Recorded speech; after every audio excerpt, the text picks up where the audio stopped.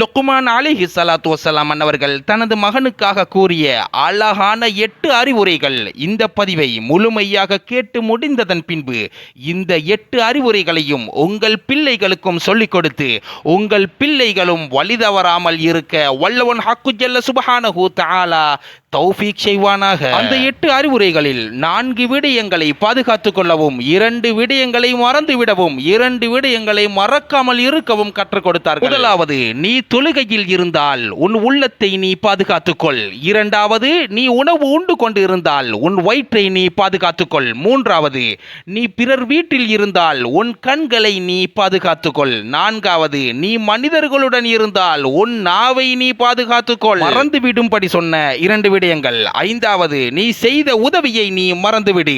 6வது, உனக்கு யாரேனும் தீங்கிழைத்தால், கெடுதி செய்தால் அந்த கெடுதியையும் நீ மறந்துவிடு. மறக்காமல் இருக்க கற்றுக் கொடுத்த 2 விடயங்கள். 7வது, அல்லாஹ் ஒருவன் இருக்கிறான் என்பதை நீ மறந்து விடாதே. 8வது, மரணம் என்ற ஒன்று இருக்கிறது என்பதையும் நீ மறந்து விடாதே என்று கற்றுக் கொடுத்தார்கள். யா நபி நஸ்ர் கரம் ஃபர்மானா, யா நபி நஸ்ர்